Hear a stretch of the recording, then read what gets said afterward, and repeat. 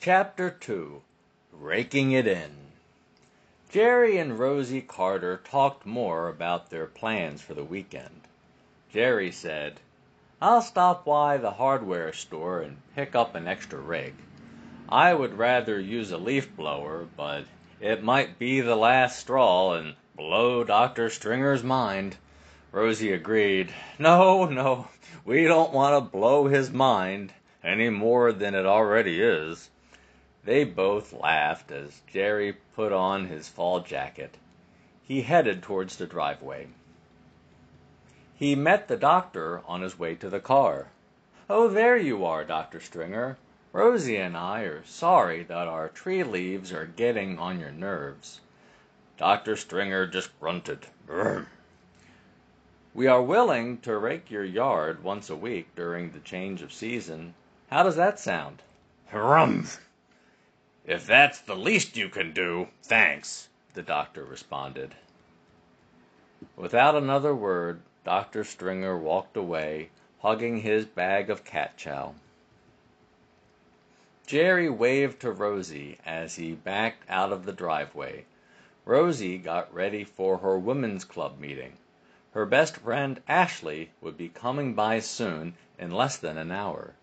She had to move it.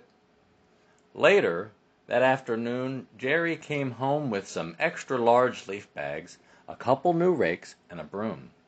Jerry handed Rosie the new rake. He said, "Go forth and conquer." She rolled her eyes and said, "We can dream, can't we?" After Dr. Stringer and Test Tube the cat had their lunch, Dr. Stringer let Test Tube go outside for a while. At first, he just stared at Mrs. Carter. Test Tube was surprised to see her in his yard. He licked his paws and watched from a distance. Mrs. Carter raked and gathered leaves into a big pile. Test Tube got braver.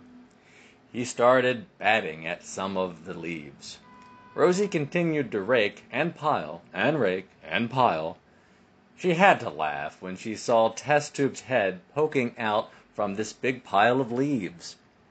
"Look how cute you are, Test Tube, playing in the leaves," Rosie exclaimed.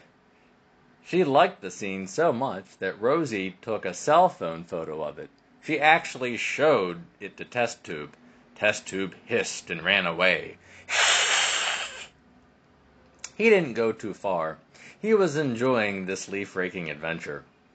Rosie walked across the driveway to show the photo to Jerry. His pile of leaves was almost up to his neck. They were ready to be bagged. Rosie couldn't help herself. She pushed Jerry into the big pile of leaves. "Ha ha!" Jerry said while reaching up for Rosie's help. Rosie offered her arm. Instead of getting up, he pulled her into the leaf pile. The leaf fight was on. After rolling around and throwing the leaves at each other, laughing and enjoying the day, they noticed the sky getting darker. The sun would set soon. They got serious again. They put all the leaves into about 30 bags. What a job!